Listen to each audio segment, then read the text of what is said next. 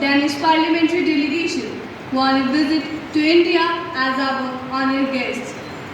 Respected members, it is a very high-powered delegation arrived on Sunday.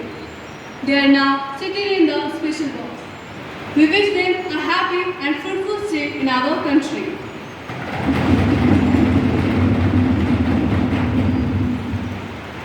Now, let us take up the calling attention motion.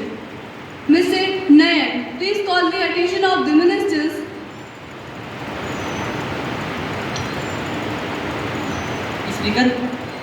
Speaker madam, मैं माननीय वित्त मंत्री जी से पूछना चाहता हूँ कि मैं माननीय वित्त मंत्री जी का ध्यान बाजार में डॉलर के मुकाबले रुपए की गिरती कीमतों की तरफ आकर्षित करना चाहता हूँ। स्पीकर मैडम, देश की आर्थिक नीति संवर्ग पहलुओं को देखते हुए बनती है। ऐसा नहीं है कि उस पर महंगाई पर ध्यान नहीं दिया जाता।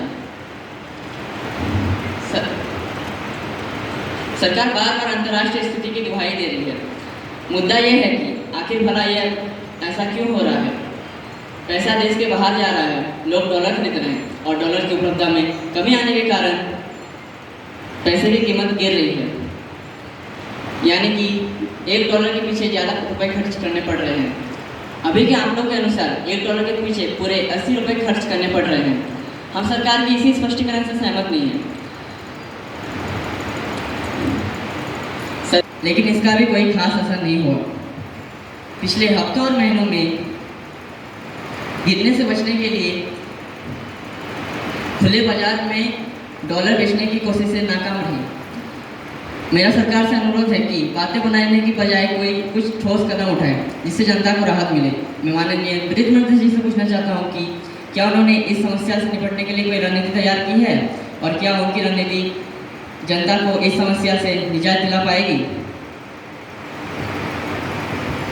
Yes, Minister of Finance, Ms. Kashish. Yes, Madam Speaker, no doubt the falling of rupee is a real concern and the government is conscious of the situation and is taking appropriate action. The measures announced by the RBI in consultation with the government or the RBI has reduced interest rate. Since inflationary pressure companies in the manufacturing and infrastructure status with foreign exchange earning can borrow in dollar to cover their loan. Our government has announced the portfolio investment norm to attract the foreign investment in India. The leader of opposition is her and herself, an economist, must understand that the current crisis is due to global recession. Thank you.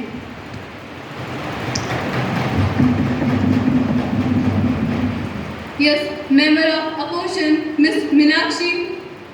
माननीय अध्यक्ष महोदय, अगर हम अपनी अर्थव्यवस्था में तेजी लाना चाहते हैं और देश में पनप रही बेरोजगारी से निजात पाना चाहते हैं तो सरकार को अपना दृष्टिकोण बदलना होगा।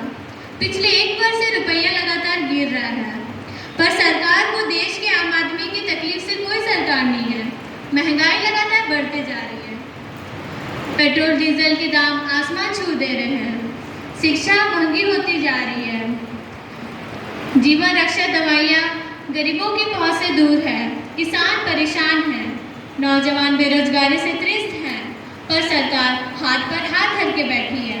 मैं वित्त मंत्री जी से ये पूछना चाहती हूँ कि हमारे देश के लोग इस सभी समस्याओं से कब निजात पाएंगे? Yes, State Minister of Finance.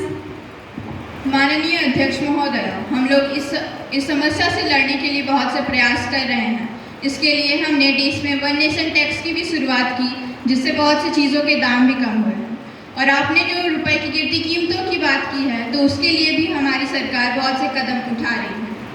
रही बात बेरोजगारी की, तो मैं बताना चाहूँगी कि हमारे देश में बेरोजगारी की दर 6.3 से घटकर 5.5 हो गई है।